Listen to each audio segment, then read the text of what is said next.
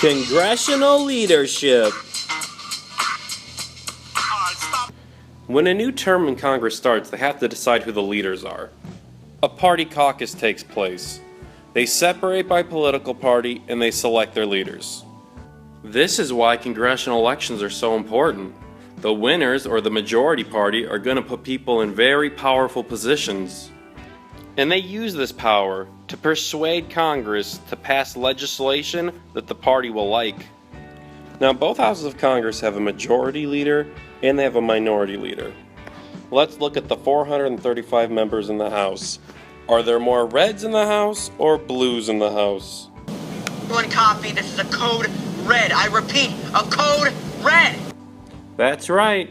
More reds means they have the majority leader. Less blues means they have the minority leader. Nice job, Dustin. Looking sharp, by the way. The Senate has 100 members. They have a similar situation. There's a majority of red, so the majority leader be from the red party. There's less blue, so the minority leader be from the blue party. Hey, what's with those yellows?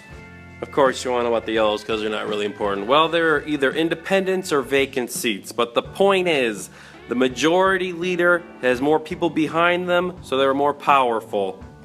The definition of a majority leader is the head of the majority party in a legislative body. The majority and minority leaders do have a little help. They have someone called the whip. The whips are working behind the scenes, making sure they have the votes they need to pass the policy they want. The whip is going to try to stop people from voting against their political parties.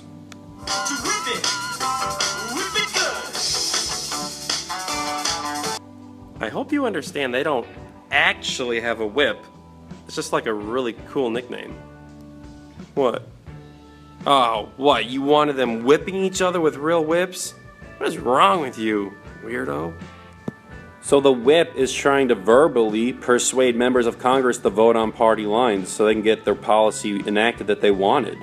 Now don't forget, members are free to vote any way they choose. Could vote against their own party whenever they feel like it. Let's talk about presiding officers. No, we don't need to. That's okay. Like I care what you think. Psh. As if. Both chambers of Congress have a presiding officer. This person maintains orders when Congress is in session. They recognize so members may speak. They interpret the body's rules, practices, and precedents. Both the House and the Senate have a presiding officer, but they have a different name they go by. The Senate actually has two presiding officers. The Constitution gives the Vice President of the United States an important job. They are the President of the Senate. Even though they never step foot in the Senate chamber unless they're there to break a tie, the Vice President is the President of the Senate.